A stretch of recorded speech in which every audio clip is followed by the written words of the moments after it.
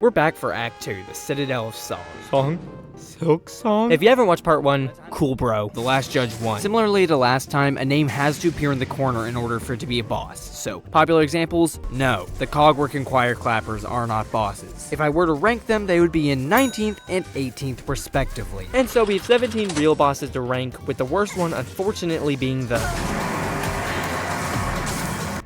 Boy, unfortunate thing sucks so much. Now, going into Steel Soul, I expected Steel Soul exclusive content, and I feared that if there was a boss, they were going to dumb it down so much that there was very little chance it would actually kill you. But, Jesus, man, this just blows. I mean, I would rather it have just been like a boss with unique attacks that doesn't do double damage or something. Like, there were other ways to make the boss easy that weren't reusing attacks. This fight's just the same boring void attacks that every void enemy has in between poorly telegraphed dashes, because I will say those dashes were a pain. I've only fought this thing once, but I don't need to do it again to know it's the worst boss of either Act 1 or 2. Only beaten out by Plasma Fight Zango in Act 3 is the worst boss, period. Hey guys, so I fought a second time, and this is gonna sound weird, but it's fine. I don't really know how to explain it. I just liked it. It's not good mechanically. Again, it's just reused attacks, but I don't know. I just enjoyed it. But back to my past. The only thing I can kind of give praise for is that this fight could have been cool. Like, if it was cool, it would have been cool. He looks alright. He looks really cool, actually. The arena looks good, but even the setup to the fight is so lackluster, so all of it just falls flat. I mean, it got stuck in the wall the very first time I fought it. Like, not even the most disappointing fight. I kind of expected mid. That title would have to go to. We're already in the good fight.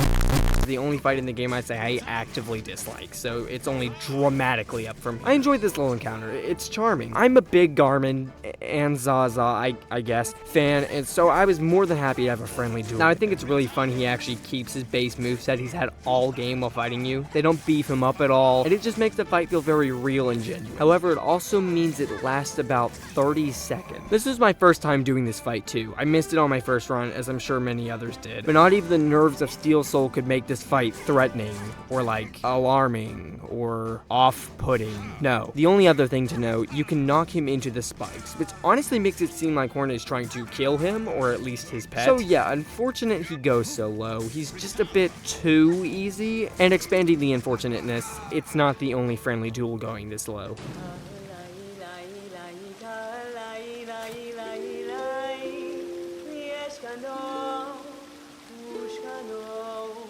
Now, Chakra was one of my favorite characters from the moment I heard her singing through the marrow. I could sit down in Hushanka with her all day, but unfortunately, this fight's just alright bad. Now, I should make it clear that I missed this fight on my first playthrough too, so going into it on Steel Soul, I was actually a little scared. And I heard the Cogflies were pretty good. This was the first and last fight I used the Cogflies on in the game. These actually need to be nerfed. She was down in roughly 30 seconds, meanwhile I was just jumping frantically. I still think I got the general gist of the fight, enough to feel confident about my ranking, but I have to wonder if these idiots ruined it for me. I will remain that this fight gives this weird vibe of not really feeling like a boss, though. I just feel like it could have been more grand. I'm actually not sure if a name shows up in the corner here. I hope it does. Wait, does it show up for Garmin? To make things worse, looking back on it, there was probably no threat of death to begin with. It would be really weird if Hushanka just murked you, so I probably had as many shots at this as I wanted, but alas. Sorry, Hushanka. Now, I'm sure there's more than one of you who have had this thought already. Where is Grohl?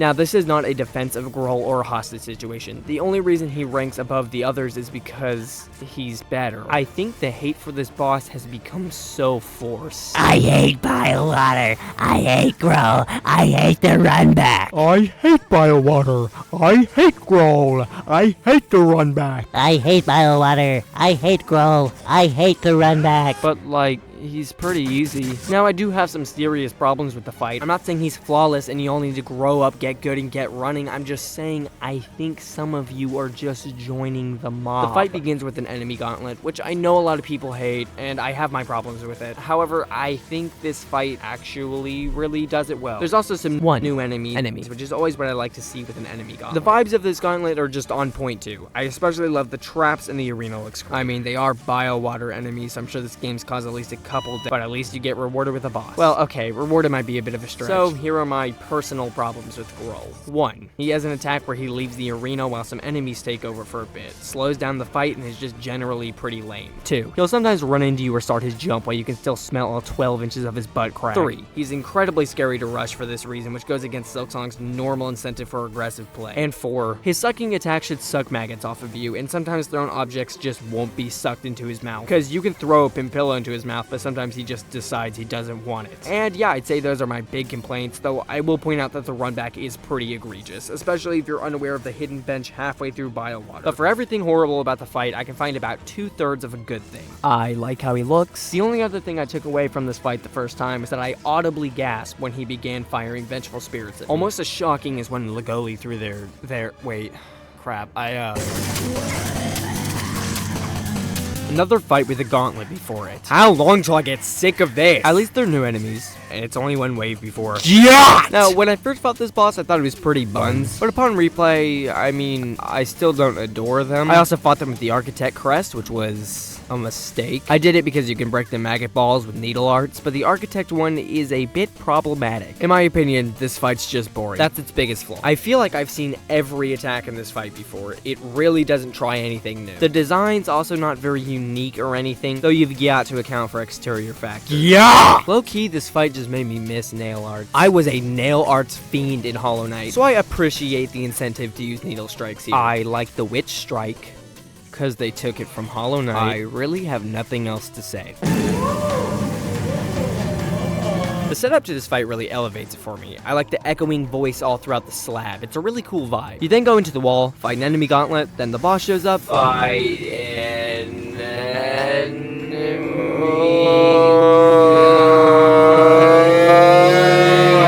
the fight's just whatever. She's got this goop she shoots out of her anus, which I remember having trouble with originally, but upon replay, I don't really get why. It's a rather unfortunate situation to be caught in, since you're unable to move for a few seconds after getting hit, which pairs very well with the rest of her attacks. I mean, that's bad for you. She's got a pretty basic leap attack that I also remember struggling with, but I also don't know why. This fight's kind of easy, but the only real dumb attack being the minion summoning attack, where she shoots babies out of her anus. But even though it's pretty simple, but it can be a bit of a nasty combo into the slam, for example, which I'm pretty confident is a Hollow Knight reference from one mother to another. That did actually bring a bit of a, not quite a smile, but like an internal happy when I saw that. I was not initially happy though when I saw that her exploding babies don't explode her. I don't care if it's your kid. It blew up. Besides all that, it's a pretty standard, but honestly distinct feeling encounter. I like it. Pretty fire. Fire mommy. Where's Fire Daddy? I lost a Steel Soul run to this guy. I can't play stressful things while people are watching me, apparently, and someone's viewing all 1080p on my screen, so I was flopping. Where's the footage? I terminated it. Upon second refight, also known as third fight or trust fight, I was hit maybe once, twice. That's it, it was twice. Despite that debuff of the Watcher, I don't really hold any bias towards the fight because I think it is actually a really good and incredibly underrated fight. I think a boss centered solely around the Pogo is a rather epic idea, with Hornet's Pogo being a lot more complex and interesting than the Knight. It also incentivizes the use of the Claw line, and it's really fun to use the Fade Down plus Claw line in between Pogos to just never touch the ground in the first phase. The second phase honestly makes the fight more simple despite having 2 attacks instead of 1. I really like the visuals of the second phase attacks, though they are quite simple. I was even feeling a bit ballsy on this run, so I pogoed on top of him during the second phase, which I know was probably the intention, but on my first run and second run, I was too afraid to do it, opting instead to jump up and very slowly get damage in. I also learned something new upon beating him. The explosion at the end hurts you. I'm imagining a reality where I clutched up that original Steel Soul fight just for BOOM! It looks really cool though, so I'd probably just say, oh man, GG Father of the Flame. I messed with the visuals of this fight at large, actually. The fire looks great. He's got one of the most unique boss designs in either Hollow Knight and Silksong, and I enjoy how you burn off the arms in the first phase. This guy's pretty contested with the next place spot, and it really could have gone either way. I fought this guy on tier finally, since originally I fought him in Act 3 where I pounded his face in seconds. I mean, the fight's still really quick, it was like a minute long, but it's a very eventful minute. I tend to like environmental bosses in games, and this one's no different. Oh my god, water please. We again have a pretty unique fight from any of the others in the game, since this guy's essentially a living trap. All of his attacks are just, don't stand there, it's gonna hurt you soon. Oh, watch out, oh, I'm gonna get you. But I think some of the patterns really lead to a fun experience, especially the one where it covers the whole ground and you have to use the float cloak. Well, I guess you don't have to use the float cloak. Shut up! None of the other patterns are really too interesting, but I like how fast they are. I feel like most fights like this, even like Umu and Hollow Knight, they just took too long to actually execute the attack, so there was a nearly 0% chance you'd actually get caught in. So I appreciate the speed here because it also leads to one of the most amusing fights to listen to.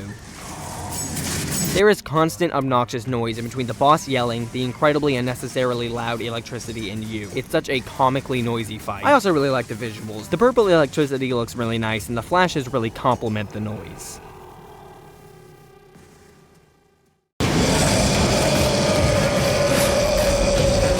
I have a feeling this guy's going to be pretty hated by the community at large, but I enjoyed him a bit. I do have a couple problems with him though that I'll talk about, however. Firstly, and this seems to be one of the two very common complaints about this guy I've seen, the fight is way too long. He has an insane health pool, which leads to a lot of careless mistakes because you just want it to end! I'd go as far as to say his health needs to be nearly half, but maybe I just fought him too early. I believe I had 2 upgrades at the time. And then 1, and then 3. So no, I'm saying I didn't. Secondly, the hitbox is diabolical. It's really difficult to punish the attacks without getting clipped by the outermost atom of air he breathes! And thirdly, he has an attack where you can't damage him. Times 2. It'd be fine if they lasted just a little bit, but it lasts like 20 seconds of just spears. I really like this attack, but paired with the enemy waves, it just drags the fight. Like, this pause here actually made me think the boss bugged out. There's just too many cool visuals that stop the fight. Like, keep the spears getting taken from the fore and background, but maybe, I don't even know. All the attacks in this fight are sick. It's really good. It just takes too long. God damn it. It's also found in White Ward, which is glorious, and he's no less beautiful than the area. We're fighting this messed up homunculus in a dark pit between these desecrated, reanimated corpses. You good, buddy? I think this boss really only needs some very minor tweaks for it to be seen in a better light. Not even the enemy waves are bad. They're new, and they're separated from the fight, which, like, I don't think it's the best use of minions. That would have to go to... Remember when I promised that I'd prove how smooth and fluid this fight is? How satisfying it is? Well, I'm happy to say that I messed it up! I'm still gonna glaze though, don't worry. Now, I'm a big Conchflies fan, so I was excited at the prospect of an engaged fight. No, that was the last one. So I was excited at the prospect of an enraged fight. But I was also a little worried that it was just going to be a faster version, but with only 1. But no, this game's good. It is great. It's a very fluid, fast fight that feels fantastic to flip and pogo. And again, the animations just tickle my brain for some reason. They look so good. Other changes are the doubled up drills, which, like, this is gonna sound stupid, but this makes this attack so much better. I actually love it now. But of course, the main appeal, the minions. When I first got to this part of the fight on my first playthrough, I hit a "Are you kidding me?" right on the spot. Are you kidding me? I thought they just ruined the fight in a couple of moments, but it was actually the best thing ever. These are not minions. They're just another attack. Like, actually, that's what they are. No exaggeration. They don't stick around, only showing up to perform a set attack every time. This is such a good addition to the fight. I was already pleased with just a faster Conchfly, but it was just faster. It was definitely lacking some substance, but these new attacks gave it more substance than the first fight ever had. Not that I showed that substance. I'm gonna kill myself. Hit record! I adore this attack where the 3 of them line up before firing on slightly delayed intervals, and the addition of the small guys during the drill attack makes the arena so much fuller and exciting, which is why I'm so disappointed that I threw! I wonder what these guys are. Brothers? Cousins? They're lovers. So much for brothers. The most random fight caught me majorly off guard the first time. There was nearly 0 setup to this encounter. At least I didn't think so yet. I do like the fight intro though. It's got a lot of charm and confused me so much it was actually hilarious. So 4 Brothers Cygnus' moveset is pretty fun. It's actually a really solid, like, duelist fight. The Sisters of Battle Throw is very punishable, which makes it pretty satisfying, and I just like the animations on the basic swings. His weapon has a very interesting design, and the impact of it blowing up when hitting something kind of makes me want to get hit. Hit me, Cygnus. Oh no. The only thing that severely disappointed me about the first phase was that you can't knock him into the lava falls. You can knock his minions into them. His what? Yes, unfortunately he has ads. However, the fortune to that unfortunately is that they always come out in the same order. But that just confuses me more. Why isn't it these 2 guys from the start of the fight? fight. Regardless, as I said, his moveset is pretty simple, so it feels a bit more balanced around the ads than most fights with minions. Good job, Team Cherry. Why'd you put this guy in the fight, though? Of course, though, we can't forget about Gron. Though, embarrassingly, I didn't recognize Gron in my first run. I just thought he was some random dude. Second phase is mostly the same as the first, but now Gron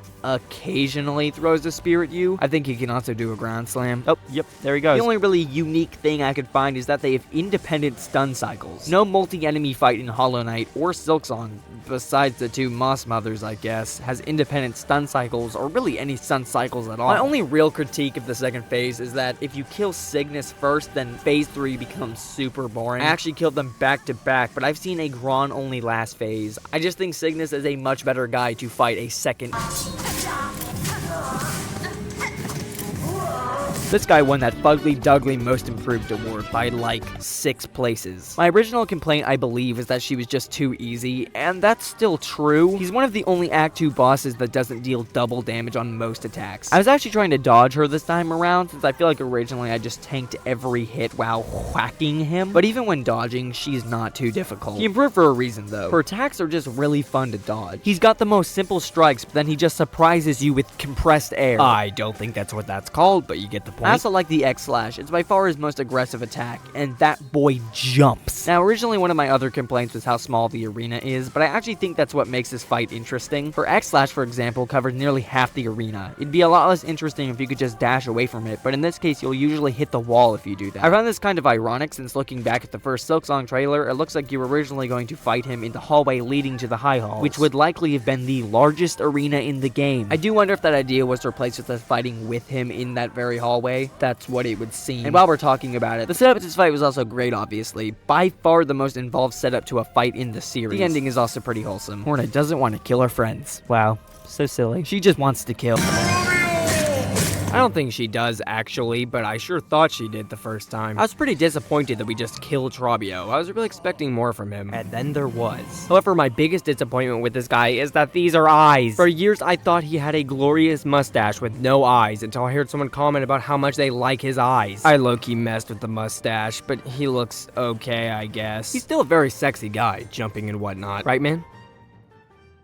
Alright, I only have one real complaint fight-wise. I feel like the bomb attack can screw you over sometimes, like here where I've been trapped in by the bombs as he begins his tornado attack. Even cases like those are pretty rare, and obviously can be avoided. It's just a bit annoying. I also figured out you could deflect the bombs from a video after I did this fight, so there's that. The tornado attack is the only really threatening attack, and even there you can just boop. The most difficult part of this fight is trying to hit him and getting hit in the process, and I really want to practice this fight more. His attacks are pretty flashy. I like this floor one where he pops out of the last hole so you can smack him as he comes out, and this one where he says he loves me, and I love him too. Visually, I was actually expecting a bit more of a spectacle, but I guess his stage is all run down from the fall of the Citadel, and I think there's a charm to that. I was just overall expecting the Citadel to be less dead. It's a lot more sad. Don't make me sad. I don't want to be sad.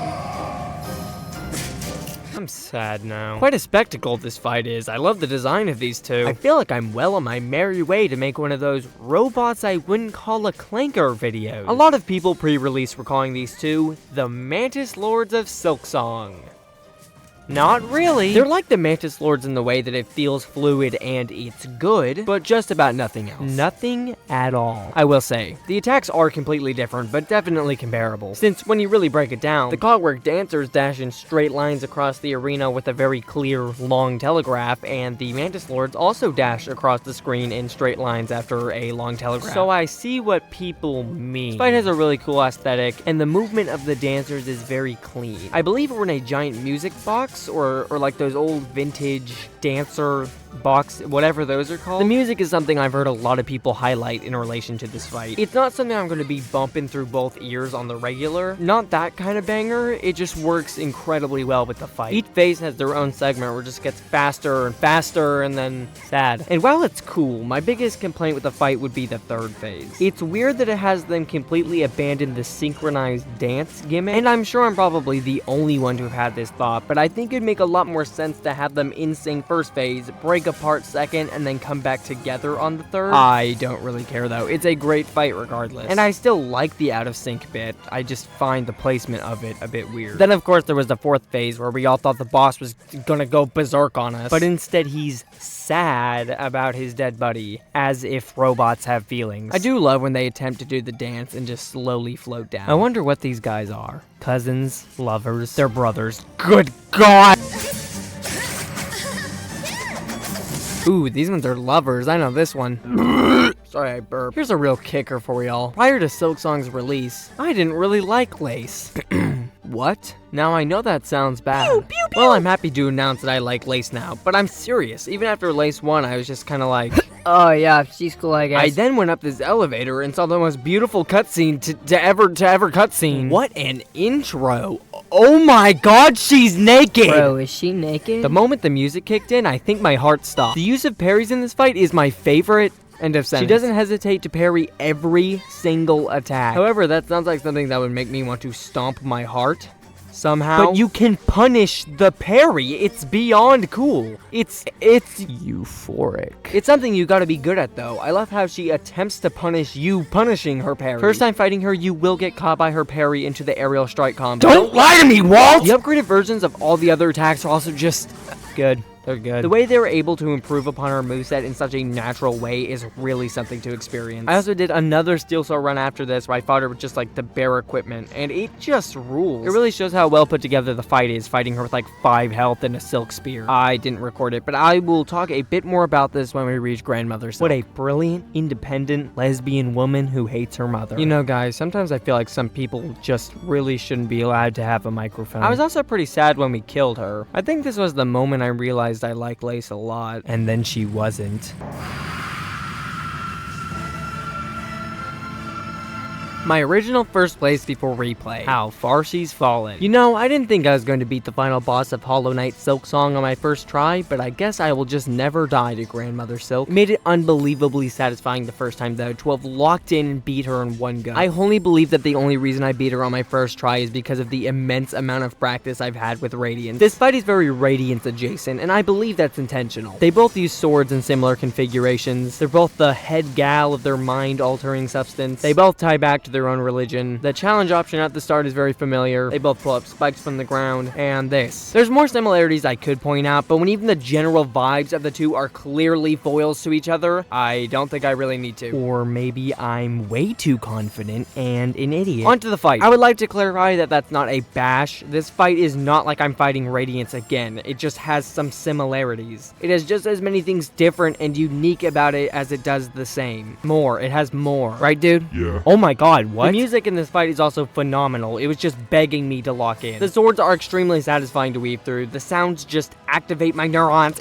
And the sweeping swipe attack is so amazing. One of the most rewarding feeling pogos in the game, or you can dash just under it before she begins. It feels so good. She also has the screen filling attack, which funnily, this was my first time figuring out that there's a special animation for being hit by this. And I call BS on it. I mean, maybe if I'd gone a little to the right, I don't know. Glad I saw this, I guess. Can't wait for Ascended Grandmother Silk or this attack to 6 mask. Going into the second phase is where my problems begin. However, just some small things to note, nothing crazy. So I like the Rock Falls attack in the second phase. I think they really upped the ante, but the spikes is where I get a bit confused. You see, right here was the moment I figured out that you can remove the spikes by hitting them.